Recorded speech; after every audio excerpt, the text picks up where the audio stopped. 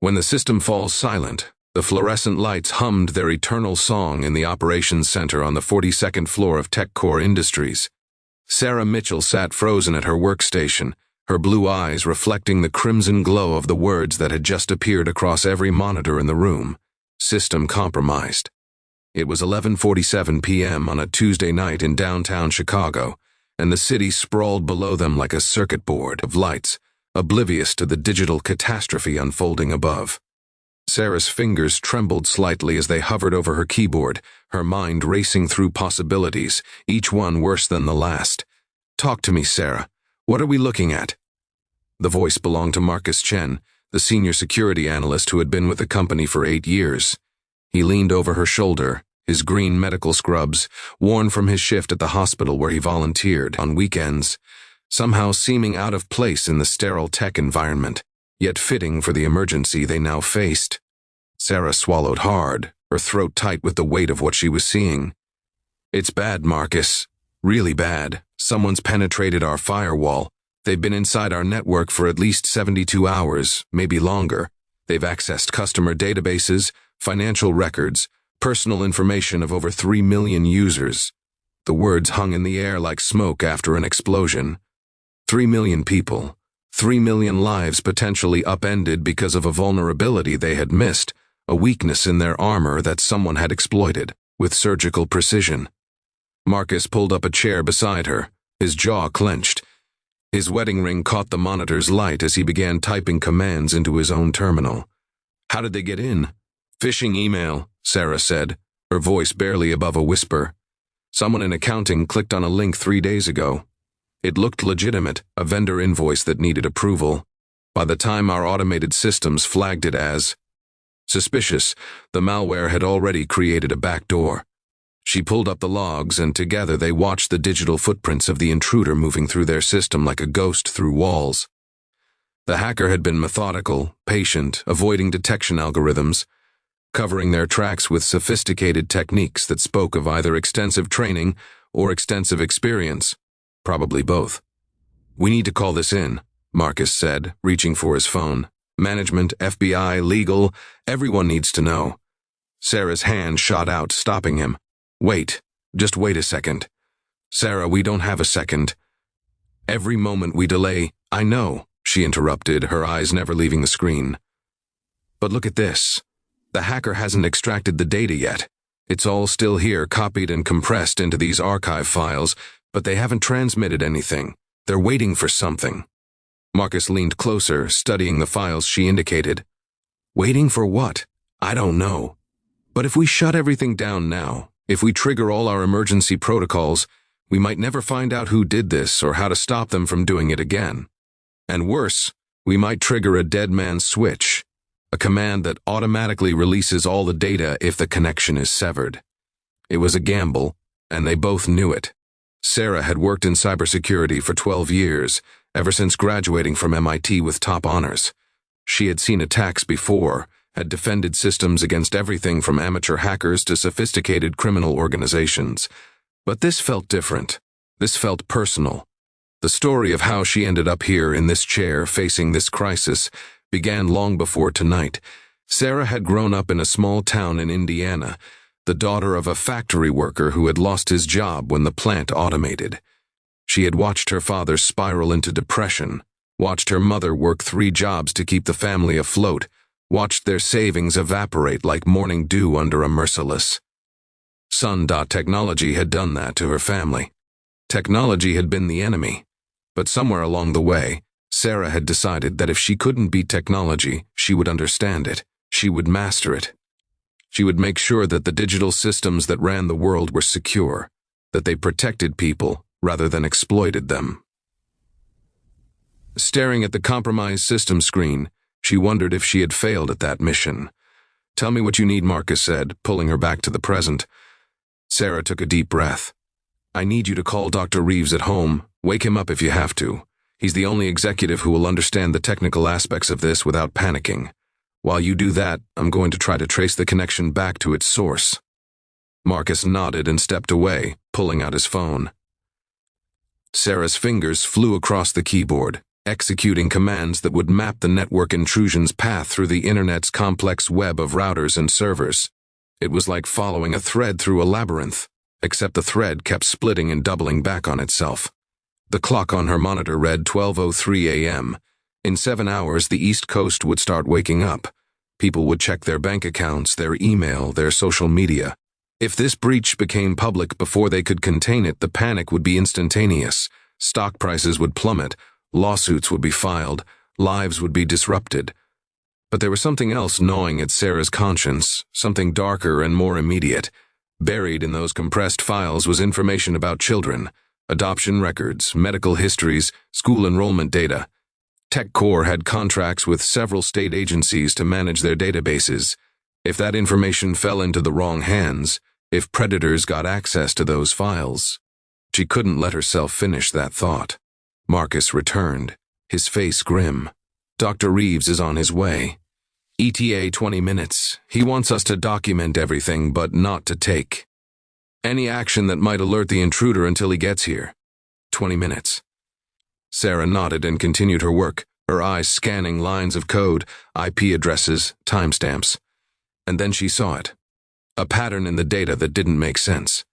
The hacker's connection was routing through servers in 7 different countries, a common technique to obscure the true origin.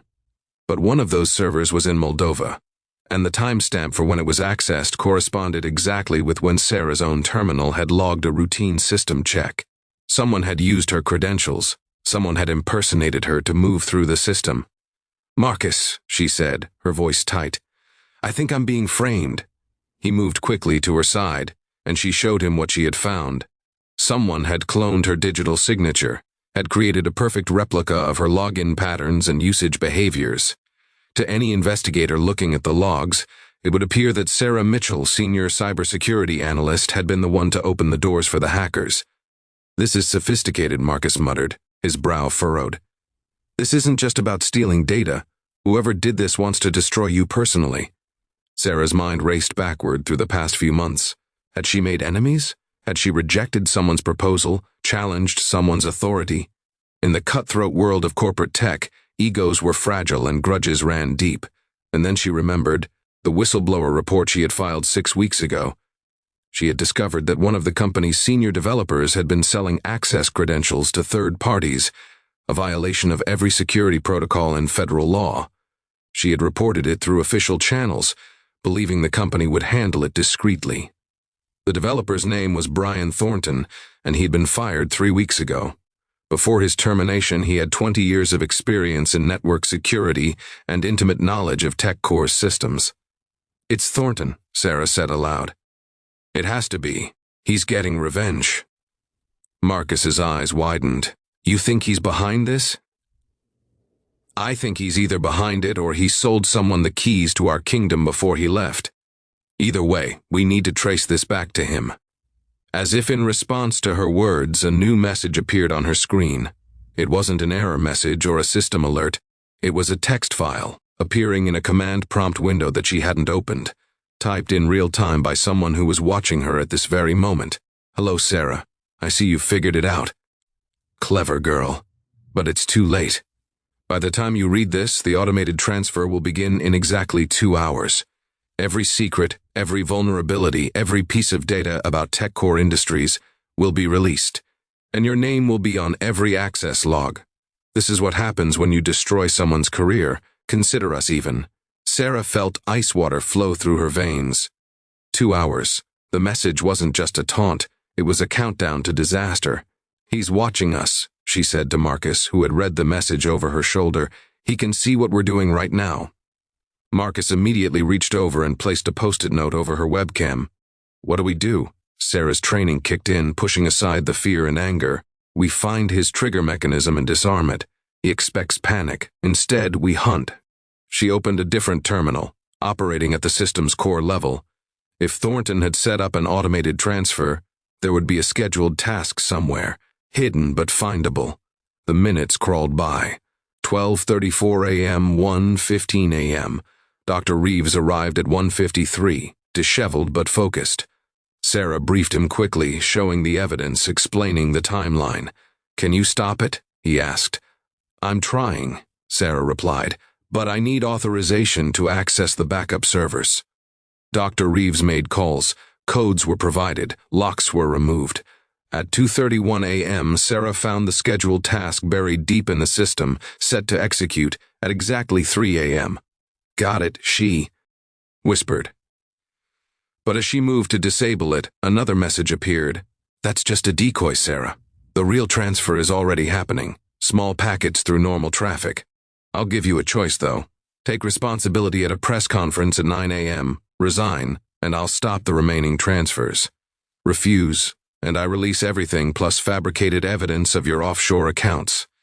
You have until 8 a.m. Choose." Sarah read it 3 times. Behind her, Dr. Reeves and Marcus argued about protocols, but their voices sounded distant. "No," she said quietly. "What?" Marcus turned. "No. I won't confess to something I didn't do." Dr. Reeves stepped forward. "Sarah, if it saves the company—" "It won't," she interrupted. "He'll release it anyway. This is just torture. He wants me to destroy myself." Her fingers flew across the keyboard. "But he made a mistake. He told me he's moving data through normal traffic. That means it's using our protocols, which means I can find the exit points." She accessed network traffic logs, scanning for anomalies. There, a series of connections from an account that should have been deleted. One of Thornton's old admin accounts, hidden but still active. "Kill these connections," she told Dr. Reeves, showing him the details. Within seconds, the account was isolated. The data flow stopped. Silence. No message. No taunt. Then her email pinged. An anonymous message: "You win this round, but the data I released will still cause chaos, and even with proof of your innocence, doubt will follow you forever. Enjoy your Pyrrhic victory." Sarah closed the email and sat back, exhausted. He was right. Doubt would linger. But as she looked around at Marcus and Dr. Reeves, at the city lights below, she realized something important. She had done the right thing. Not the easy thing, but the right thing. The sun began rising over Chicago, painting the sky orange and pink. It was 6:17 a.m. Soon the lawyers would arrive, then the FBI, then crisis management. Sarah stood and walked to the window. Somewhere, Thornton believed he had won. Maybe he had in some ways. But he had underestimated resilience, the refusal to surrender when odds seemed impossible. She thought of her father, defeated by circumstances beyond his control. She had chosen differently. Behind her, Marcus and Dr. Reeves drafted their incident report. Sarah turned back, rolled her shoulders, and returned to her workstation. There was still work to do. Clients to notify. Security to rebuild. It wasn't perfect, but it was real, and it was enough. Sarah opened a new terminal and began typing, her fingers steady, her purpose clear. The system had been compromised, but she was still here, still fighting, still protecting what mattered. And that persistence was perhaps the greatest defense of all.